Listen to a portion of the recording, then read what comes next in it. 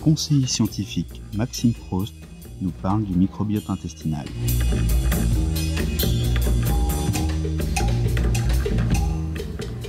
Le microbiote intestinal, anciennement appelé flore intestinale, est l'ensemble des micro-organismes, que ce soit des bactéries, des virus, des parasites ou même des levures vivant dans notre intestin.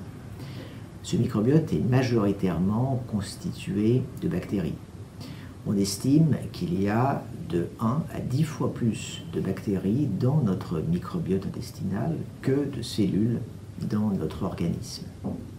Environ 1000 espèces bactériennes entrent dans la composition de ce microbiote et chacun d'entre nous en héberge environ 200. Seulement la moitié se retrouve d'une personne à une autre, ce qui fait que chaque individu a en quelque sorte un microbiote intestinal qui lui est propre.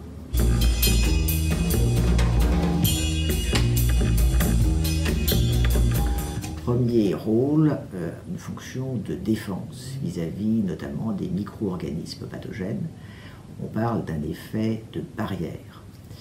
Deuxième rôle, une fonction métabolique. Pourquoi? Parce que ce microbiote va dégrader, va fermenter les fibres que l'on trouve dans notre alimentation, en particulier dans les fruits, dans les légumes, et puis dans les céréales. Et ces fibres vont être dégradées par les enzymes que l'on trouve dans les bactéries de notre intestin en acides gras à chaîne courte qui vont avoir des effets très bénéfiques pour notre organisme.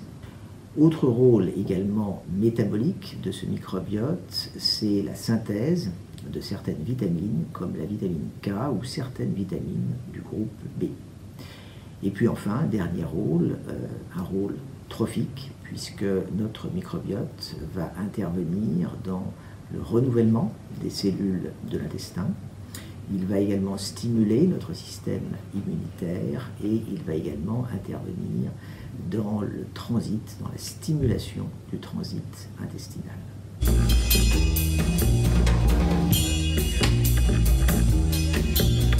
Nos habitudes alimentaires influencent la composition de notre microbiote intestinal. Il est possible de s'en rendre compte très tôt dans la vie, puisque le nouveau-né à l'été, par exemple, va avoir des proportions importantes de bifidobactéries dans son microbiote, alors que celui recevant un lait maternisé aura un microbiote plus diversifié. À l'âge adulte, on peut également faire des différences entre les omnivores et puis les végétariens. Ces derniers ont par exemple davantage de Bacteroides, davantage de Prevotella ou de Bifidobacterium dans leur microbiote.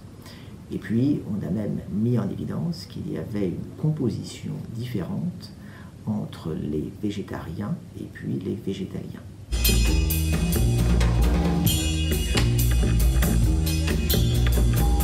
On sait aujourd'hui qu'un certain nombre de pathologies est associé à un déséquilibre du microbiote intestinal. Alors on parle de dysbiose intestinale.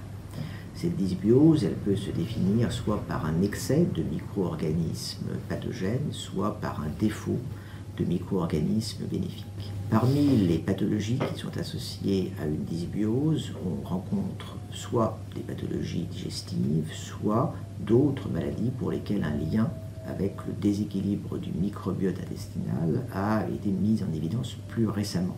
Concernant les maladies digestives, on peut citer tout d'abord la diarrhée associée à la prise d'antibiotiques, puisque l'on sait depuis déjà un certain temps que les antibiotiques déséquilibrent le microbiote intestinal.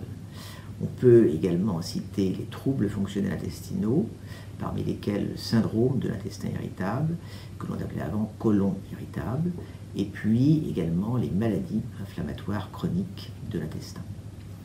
En ce qui concerne les autres maladies qui sont associées à un déséquilibre du microbiote, il existe le diabète, l'obésité, le syndrome métabolique, ou également certaines maladies du foie, certaines maladies psychiatriques et neurodégénératives.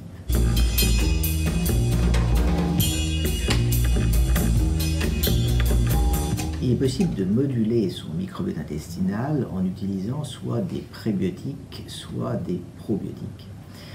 Les prébiotiques sont des substrats pour notre microbiote. Ce sont par exemple des fructo-oligosaccharides qui vont favoriser le développement dans l'intestin d'espèces microbiennes supposées bénéfiques, comme par exemple les bifidobactéries. Les probiotiques, quant à eux, sont des micro-organismes vivants qui, ingérés en quantité suffisante, vont exercer un effet bénéfique sur la santé de l'hôte. Ce qu'il faut savoir, c'est que tous les probiotiques ne sont pas équivalents.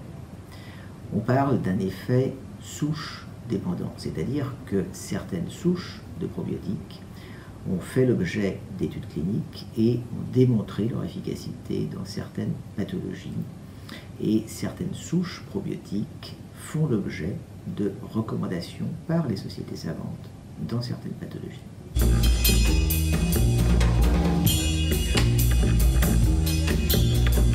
Il est important d'avoir une alimentation saine et variée pour conserver une bonne diversité au niveau de son microbiote intestinal.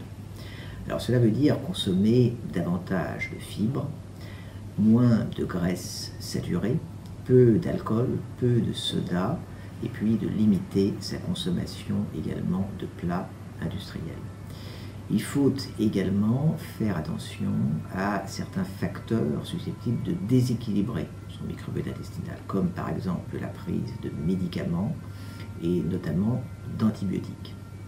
Lorsqu'on est amené à prendre des antibiotiques, il est conseillé de les accompagner de probiotiques, car certaines souches ont démontré leur efficacité pour limiter les effets délétères des antibiotiques sur le microbiote intestinal et favoriser plus rapidement son retour à l'état d'équilibre.